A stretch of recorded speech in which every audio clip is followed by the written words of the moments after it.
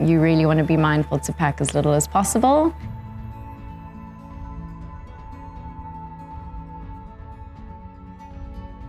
That's the beauty about going on safari and spending time in the bush, is realizing how little you need, especially when we're thinking about flying in light aircraft and really strict weight restrictions, 15 kgs, soft-sided luggage only. The lodges help out with doing laundry for you. So keep your wardrobe simple.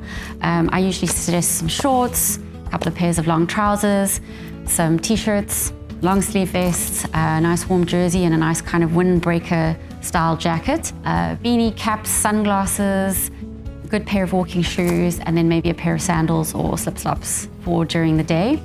Safari is all about layers. The mornings can be cold, the evenings can be cold. So start off with your layers. As the day warms up, you peel off the layers. As the day cools down, you put the layers back on again. You don't need a hairdryer. They will be provided. But you're on safari, so you're in that moving vehicle.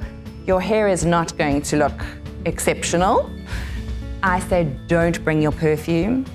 Don't bring expensive jewelry with you. Rather leave that at home.